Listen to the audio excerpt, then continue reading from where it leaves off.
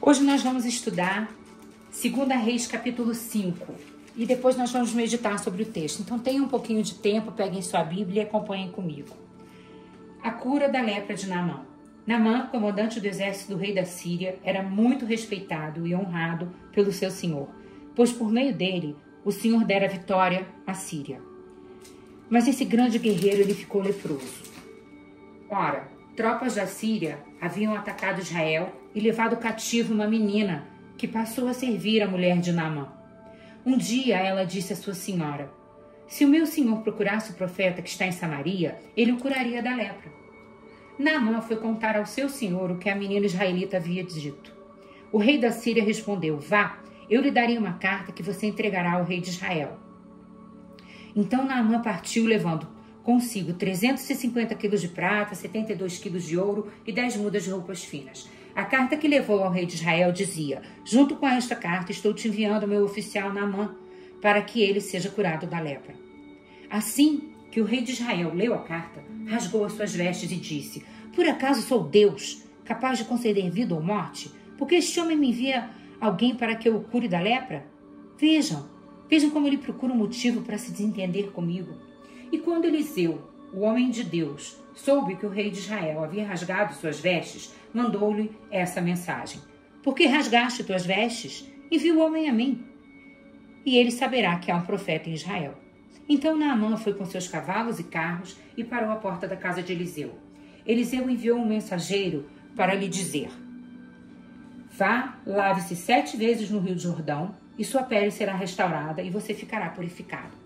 Mas Naamã ficou indignado e saiu dizendo: eu estava certo de que ele sairia para receber-me, invocaria em pé o nome do Senhor, o seu Deus, moveria a mão sobre o lugar afetado e me curaria da lepra. Não são os rios de Abana e Farfar em Damasco melhores do que todas as águas de Israel? Será que não poderia lavar-me neles e ser purificado? E foi embora furioso.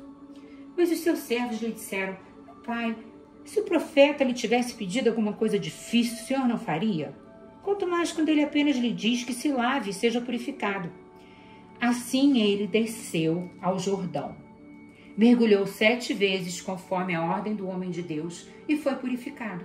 Sua pele tornou-se como a de uma criança. Então Naamã e toda a sua comitiva voltaram à casa do homem de Deus. Ao chegar diante do profeta, Naamã lhe disse: agora sei que há Deus em Israel e em nenhum outro lugar, senão em Israel. Por favor, aceite um presente do teu servo. E o profeta respondeu: juro pelo nome do Senhor, a quem sirvo, que nada aceitarei. Embora Naamã insistisse, ele recusou. E disse Naamã: já que não aceitas o presente, ao menos permita que eu leve 2 mulas carregadas da terra, pois o teu servo nunca mais fará holocaustos e sacrifícios a nenhum outro Deus, senão ao Senhor. Mas que o Senhor me perdoe por uma única coisa. Quando meu Senhor vai adorar no templo de Rimom, eu também tenho que me ajoelhar, pois ele se apoia no meu braço. Que o Senhor me perdoe seu servo por isso. Disse Eliseu: vá em paz. Naamã era reconhecido, comandante do exército da Síria, respeitado, honrado, vitorioso, mas leproso. E no primeiro versículo tem uma conjugação: porém leproso. Isso ecoa como um contraste trágico, mas profundamente atual. Quando hoje, a gente vê tantas pessoas admiradas, aplaudidas, bem-sucedidas, que no fundo escondem uma lepra na alma, uma ferida, uma dor, um pecado secreto, uma ausência de paz. A lepra de Naamã não é apenas uma doença física, mas é um símbolo do que essa doença interna pode fazer com cada um de nós. Orgulho, ressentimento, incredulidade, vaidade, autossuficiência. E Deus usa essa condição para nos conduzir ao arrependimento, à purificação. Spurgeon, ele afirmou: a lepra é uma imagem viva do pecado, contamina, isola, destrói. A lepra não fere só o corpo, ela separa, ela exclui, ela silencia, assim como o pecado. Rompe a comunhão, desfigura a identidade, rouba a sensibilidade do coração. Naamã, ele tinha tudo, mas ele carregava em si um sinal incurável, até que Deus entrou em cena. Quem trouxe esperança para Naamã foi uma menina escrava, anônima, ferida de guerra. Então Deus, ele usa muitas vezes os pequenos, os esquecidos, os improváveis, para trazer cura, para trazer uma palavra, para trazer uma orientação. Billy Graham, um grande pregador, ele tem uma frase que eu adoro. Às vezes, a voz de Deus vem de onde menos esperamos. O orgulho nos impede de ouvir, mas a fé nos faz descer no Jordão. Naamã queria um milagre grandioso, mas o profeta Eliseu nem saiu da casa dele para ver o comandante.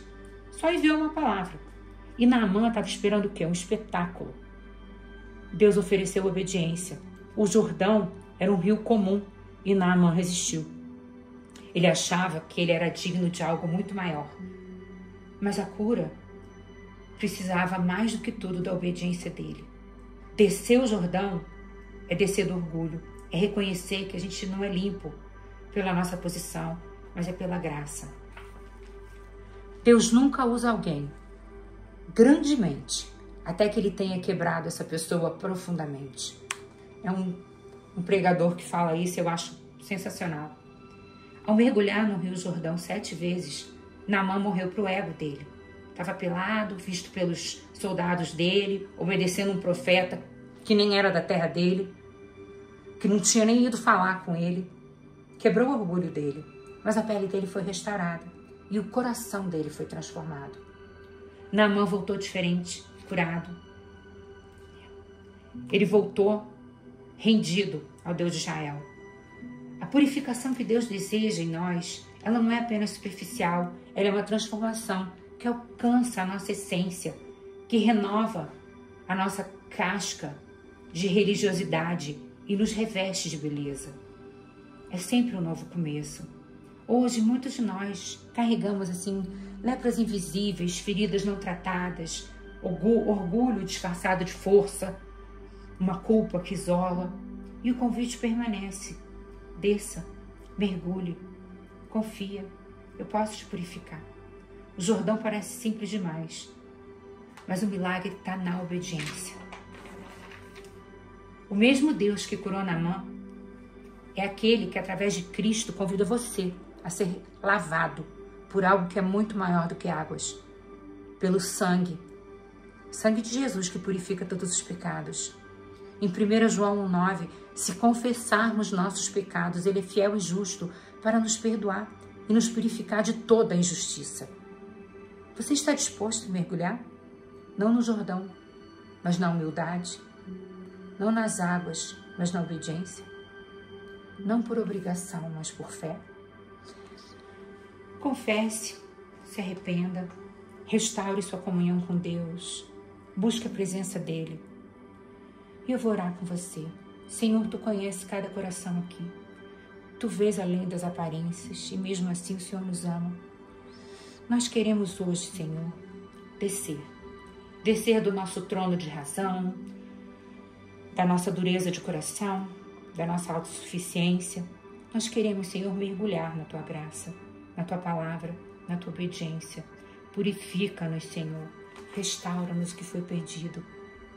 Tira de nós todo medo, toda amargura, toda angústia, toda culpa, toda incredulidade. E faz nascer em nós, Senhor, um coração puro. A minha oração de hoje, Senhor, é a do Salmo 51. Cria em mim, Senhor, um coração puro, ó Deus, e renova dentro de mim um espírito estável. E me ajuda, Senhor, a descer do Jordão, a ser purificado pelas suas águas, pelas águas vivas que vêm do Teu trono. Cada um que está escutando essa mensagem, Senhor, possa ser renovado hoje pelo Teu Santo Espírito. Eu oro, Senhor, no nome de Jesus. Amém.